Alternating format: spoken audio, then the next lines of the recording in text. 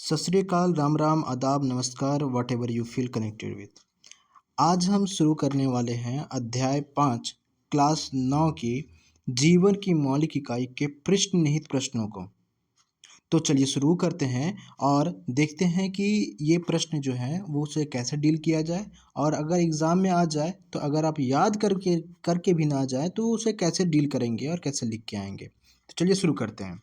हमारा पहला प्रश्न है, कोशिका की खोज किसने और कैसे की। तो हम लोग जानते हैं कि कोशिका की खोज करने वाले थे रॉबर्ट हुक। ठीक है, तो उसी को लिखेंगे। कोशिका की खोज सर्वप्रथम रॉबर्ट हुक ने की। उन्होंने 1665 ईस्वी में कॉर्क की पतली छाल ली और उसमें अपने द्वारा अपने से खुद से उन्होंने जो सूक्ष्मदर्शी बनाया था, इसीलिए लिखेंगे कि अपने द्वारा बनाए गए सूक्ष्मदर्शी से देखा जिसमें मधुमक्खी के छत्ते से छोटे छोटे कोठरियां नजर आई। कोठरियां का मतलब छोटे छोटे घर जैसे नजर आए। इसी घर को, कोठरियों को उन्होंने क्या नाम दिया था? कोशिका नाम दिया था। ठीक है, तो इस प्रश्न को याद करने की जरूरत नहीं है, सीधे याद रखेंगे। कोशिका खोज रॉबर्ट हुक ने की थी 1665 में। अपने से स्वनिर्मित सूक्ष्मदर्शी से देखा तो उन्होंने देखा कि मधुमक्खी की छत्ता जैसा बहुत सारे घर बने हुए हैं, और इसी घर को उन्होंने क्या नाम दिया था? सेल नाम दिया था, कोशिका नाम दिया था। दूसरे प्रश्न की ओर बढ़ते हैं। दूसरा प्रश्न कहता है, कोशिका को जीवन की संरचनात्मक एवं क्रियात्मक इकाई क्यों कहते हैं? तो इसे कैसे लिखेंगे? क्योंकि हम जानते हैं कि सभी जीव किससे बने होते हैं?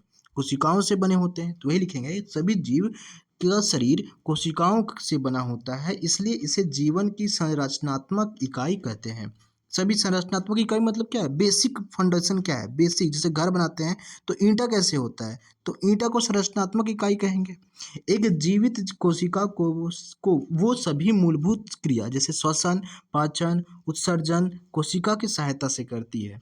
मतलब जो भी इम्पोर्टेंट चीज़, जैसे कि हम बात करें श्वसन की, है ना, पाचन की बात करें, उत्सर्जन की बात करें, तो ये सभी कोशिका की सहायता से ही किया जाता है। इसलिए कोशिका को क्रियात्मक इकाई कहते हैं। क्रियात्मक का मतलब होता है कि जो काम करता है। क्रियात्मक मतलब क्या होता है? जो काम करता है, उसी को हम लोग बोलते हैं क्रियात्मक इकाई। इसीलिए हम इस कोशिका को हम जीवन की संरचनात्मक एवं क्रियात्मक इकाई कहते हैं। ठीक है, आगे बढ़ते हैं। अगला पृष्ठ पेज नंबर 58 के प्रश्न नंबर 1 पर आते हैं। बोलता है कि CO2 तथा पानी जैसे पदार्थ कोशिका से अंदर और कोशिका से बाहर कैसे जाते हैं। चलिए इस पर चर्चा करते हैं। बोल तो कैसे इससे डील करेंगे? जैसे हम जानते हैं कि कोई भी चीज़ कोशिका के अंदर और बाहर कैसे जाती है, तो जब कोई चीज़, यहाँ सपोज कीजिए कि यहाँ चीज कोई भी चीज़ बहुत ज़्यादा हो गया, बहुत ज़्यादा है, और यहाँ पे वो चीज़ बहुत कम है। जैसे पानी की बात करें, पानी यहाँ बहुत ज़्यादा है और यहाँ पानी कम है, तो ऑटोमेटिक सी बात है कि कोई भी चीज़ ज़्यादा से किधर की ओर जाएगा? कम की ओर जाएगा। और ये जो जाएगा, इसी प्रोसेस को जो कोशिका में होता है उस प्रोसेस को कहते हैं हम लोग विसरण। तो चलिए इसको कैसे करेंगे? लिखेंगे, CO2 तथा पानी जैसे पदार्थ समानतः विसरण द्वारा कोशिका झिल्ली के अंदर बाहर जा सकते हैं। जैसे CO2 की सांद्रता कोशिका के अंदर बढ़ जाती है। जब कोशिका के अंदर CO2 की मात्रा बढ़ जाएगी, है ना, तो बाह्य पर्यावरण में CO2 की सांद्रता कोशिका के स्थित CO2 की सांद्रता की अपेक्षा कम है। अब यहाँ पे ज़्यादा है और यहाँ पे CO2 कम है। अब होगा क्या कि यहाँ पे कम हो गया और यहाँ पे CO2 ज़्यादा हो गया, तो कहाँ जाएगा? उच्च सांद्रता से निम्न सांद्रता की ओर जाएगा, और ये कोशिका से क्या हो जाएगा? CO2 बाहर, है ना। तो इसी को बोलते हैं, यही बता रहे थे कि अगर कोई चीज़ अंदर ज़्यादा है और बाहर कम है तो अंदर से बाहर जाएगा। अगर बाहर ज़्यादा है, बाहर यहाँ ज़्यादा हो गया, तो कोई भी चीज़ बाहर ज़्यादा है और अंदर कम है तो कहाँ जाएगा? बाहर से अंदर की ओर जाएगा। वही लिखे हैं कि उसी समय उच्च सांद्रता से निम्न सांद्रता की ओर विसरण द्वारा CO2 कोशिका से बाहर निकल जाएगी। इस प्रकार जब कोशिका में ऑक्सीजन की सांद्रता कम हो जाती है और बाहर ऑक्सीजन O2 यहाँ होना चाहिए, O2 कोशिका से विसरण द्वारा अंदर चल जाती है। यही बात करते हैं, जैसे कि अगर हम बात करें कि यहाँ पे इसके अंदर O2 की कमी हो गई, O2 जो है कम मात्रा में है ना, और इसमें जो है बाहर की ओर O2 जो है वो ज़्यादा मात्रा में है। अब होगा क्या कि यहाँ ज़्यादा है और इधर कम है, तो ज़्यादा से किधर की ओर जाएगा? कम की ओर जाएगा। मतलब O2 क्या है? अंदर की ओर चली जाएगी। ठीक है, आगे बढ़ते हैं, आगे प्रश्न करते हैं।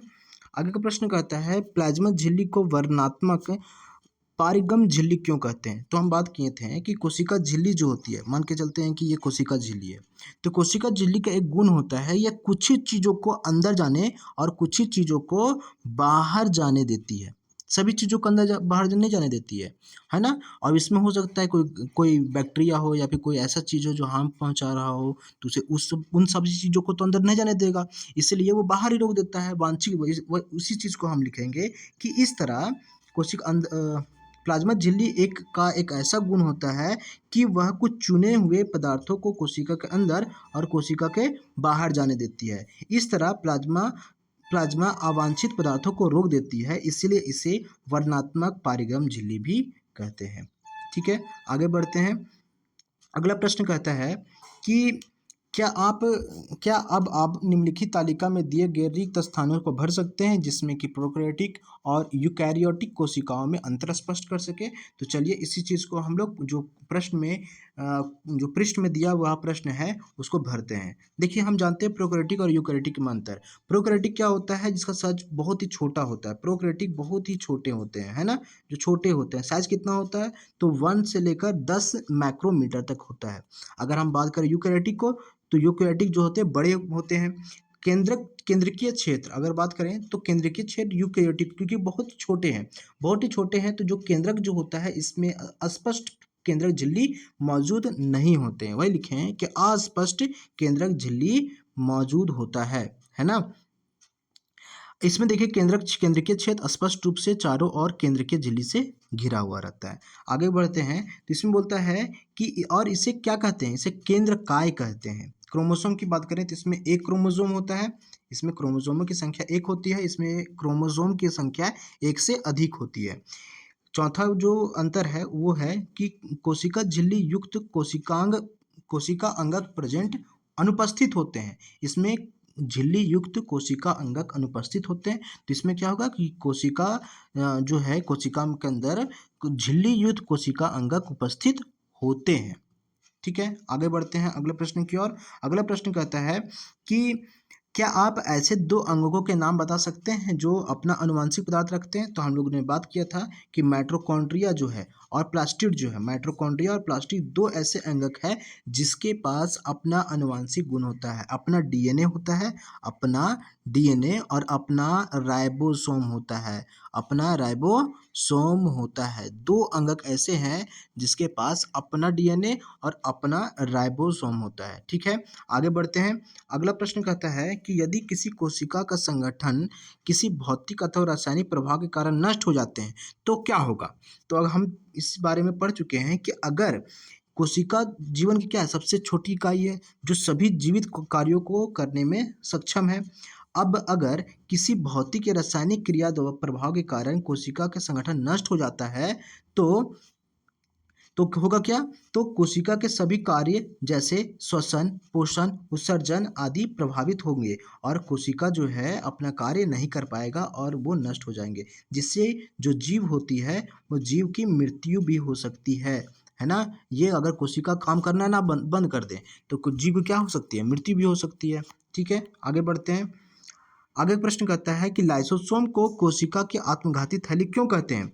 तो चलिए देखते हैं। तो देखें इसमें लिखा हमने कि लाइसोसोम के अंदर अत्यंत बहुत ही शक्तिशाली पाचन रस होते हैं जो कोशिका के अंदर प्रवेश करने वाले विषाक्त विजातीय पदार्थों को नष्ट कर देते हैं। सपोज कीजिए कोई कोई बैक्टीरिया या आ गया, विषाक्त चीज़ आ गया, जो टॉक्सिक चीज़ है वो आ गया तो उसे नष्ट कर देगा। कोशिका के ठीक से कार्य ना करने वाले अंगक भी नष्ट करके उसे साफ करने का कार्य करता है। मान लेते हैं कि ये कोशिका है और कोशिका के अंदर ये माइटोकॉन्ड्रिया काम करना बंद कर दिया तो उसे भी नष्ट करके साफ कर देगा, है ना? आगे बढ़ते हैं कि कभी कभी पूरी कोशिका ही बीमार हो जाती है। अब पूरा कोशिका बीमार होगा तो क्या करेगा? तो कोशिका ठीक से कार्य नहीं करेगी। तब पूरी कोशिका को नष्ट करने के लिए लाइसोसोम फट जाते हैं और एंजाइम अपने ही कोशिकाओं को पाचित कर देते हैं। इसलिए लाइसोसोम को कोशिका की आत्मघाती थैली भी कहा जाता है। ठीक है, आगे बढ़ते हैं। आगे का प्रश्न कहता है कि कोशिका के अंदर प्रोटीन का संश्लेषण कहाँ होता है। तो हम जानते हैं कि कोशिका के अंदर प्रोटीन का संश्लेषण राइबोसोम में होता है। कहाँ होता है? राइबोसोम में होता है। और राइबोसोम कहाँ पाया जाता है? गोल्गी बॉडी में पाया जाता है। कौन सी गोल्गी बॉडी? तो रफ जो होता है, रफ गोल्गी बॉडी मतलब खुरदुरी अंतर्द्रव्य जालिका में पाई जाती है। ठीक है, तो आपको अगर ये सेशन पसंद आया हो तो लाइक कीजिएगा, सब्सक्राइब कीजिए और अपने जितना हो सके अपने दोस्तों को, अपने स्कूल के ग्रुप्स में, अपने फ्रेंड्स ग्रुप में ज़रूर शेयर करें और सपोर्ट करें, क्योंकि आपका एक एफर्ट हमें बहुत ज़्यादा मोटिवेट करता है। Thank you.